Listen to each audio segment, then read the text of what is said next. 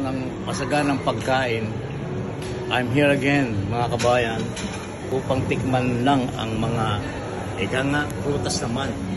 Sobrang dami ng pagkain. Ay talaga, grabe. This is the first time na masisira naman ang pagda-diet ko. Look at me.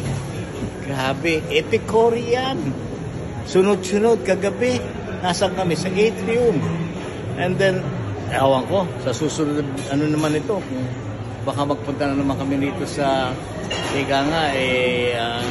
Uraibo naman. But look at this one. Look at that place. The place is so good.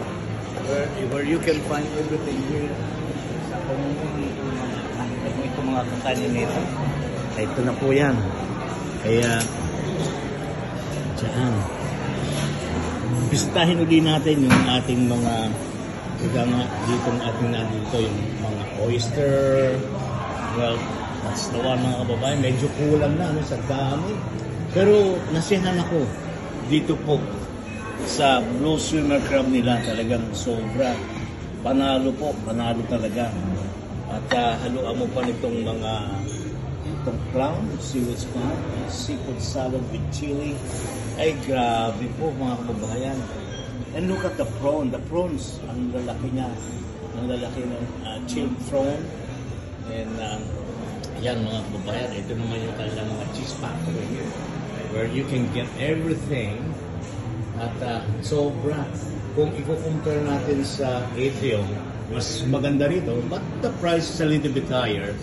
But asisyahan naman kayo sa mga putahin inyong makakain. At ito po ay talagang sinikap at inandog ko sa aking isang close friend na palagi matatabit ko na palagi namin kasama since I was in Port Hedland, the best minister po, si Capel Santos. Edmond Tuto, project natin Perth, nag-uulat mula sa Epicurean. Grabe mga kababayan, subukan nyo ang mga pagkaing seafoods dito po. Panalo. Thank you po, project natin Perth.